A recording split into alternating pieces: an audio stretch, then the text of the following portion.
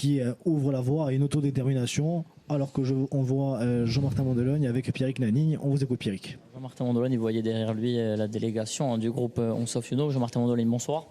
Bonsoir. Vous avez tenu une conférence de presse il y a quelques minutes. Vous avez indiqué que vous voterez contre le texte de la majorité. Pourquoi? C'est une réponse un petit peu par rapport à leur stratégie aussi. On a surtout indiqué, et je pense que les Corses à cette heure doivent être parfaitement informés de ce qui s'est passé, qu'il y avait un pacte de non-agression qui prévalait hier et qui aujourd'hui a été remis en cause. Donc il faut situer la chronologie des faits pour la Corse.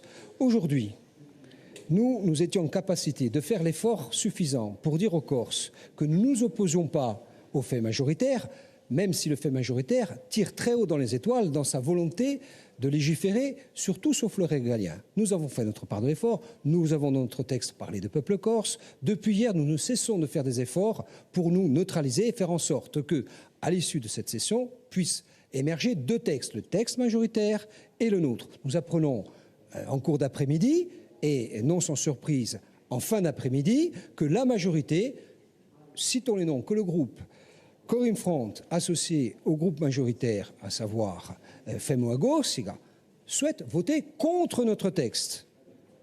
En retour de quoi, et par symétrie, bien entendu, nous sommes conduits à voter contre le texte, qui va être présenté à cette heure à l'Assemblée. Mais je crois que les Corses doivent savoir que l'agression aujourd'hui, parce qu'il s'agit d'une agression, il s'agit en tout cas d'une volonté de ne pas mettre en œuvre une expression démocratique saine et décomplexée, ce que nous privilégions depuis 15 jours et davantage encore. Alors parler de déni de démocratie lorsque Paris ne respecte pas la démocratie et venir ici voter à quelques encablures d'un début de processus dont on prétend qu'il est important pour l'avenir de la Corse, nous dire qu'on va voter contre un texte minoritaire, parce que ce qu'on demande, ce n'est pas que la majorité adopte nos thèses, c'était simplement laisser ce fait majoritaire s'exprimer.